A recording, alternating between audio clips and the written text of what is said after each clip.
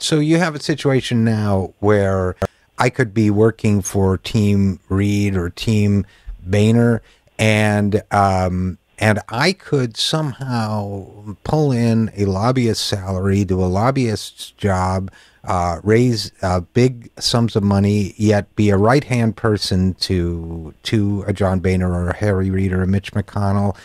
And all this is being made possible, or certainly being amplified, by Citizens United. So, in a system where government is supposed to be like Caesar's wife, above suspicion, this is a very suspicious system.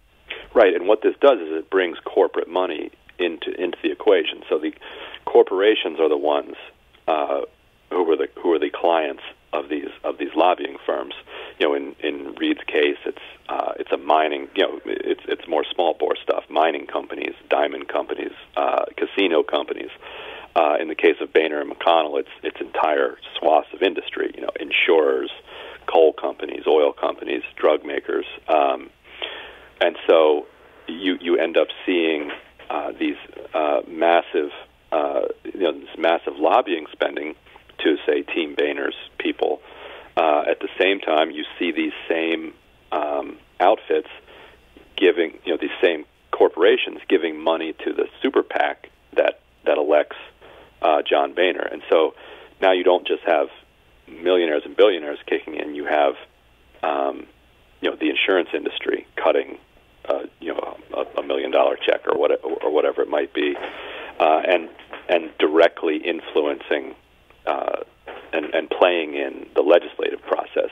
Now let's talk about that for a second, Ryan Grimm. When you say they're playing in the legislative process, so if you have a Team Boehner or a Team Reed, so he in this case it is all men. He has his key aides. They get together. Some of them are staffers. Some of them work for lobbyists or whomever. Is this how we get to a situation we've seen recently where, for example, and I'm not speaking specifically about this one, but, the Citigroup amendment that seemed to be written by the mega bank Citigroup, is this how we get the situation of legislation that actually seems to be written by lobbyists and not by legislators?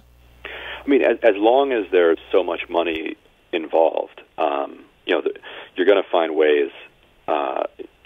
That type of thing could happen even before Citizens United. Just the disparity in the pay between Hill staffers and lobbyists is going to create something like that, because Hill staffers will want to get in the good graces of their future employers. So, as long as elections are not publicly financed, corporations are going to have an extraordinary role in that.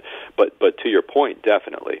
So it used to be in lobbying, you would hire a particular lobbyist or a lobbying company. You would hire a Washington PR firm. But now there's another box that you're checking, and that is money to this super PAC or that super PAC, and that ends up being very big money. Right. We're at the front edge of it now. So the overwhelming amount of money flowing into these super PACs so far has been from individuals, from human beings. But the corporate cash is increasing, and Republicans are moving swiftly away from super PACs and into these dark money groups, where it's much harder to see who's giving the money there. Now, sometimes they'll make a mistake and they'll disclose it on their SEC forms as companies, or if a lobbyist gives money, which happens, the lobbyist will have to disclose it as an expenditure. So that's how we were able to find a lot of the lobbyist money to dark money groups. But increasingly, you're going to see these dark money groups funded more and more by companies rather than individuals, and that means that these legislators are very much dependent for their reelection on these corporations in a much more direct and corrupt way than they were in the past.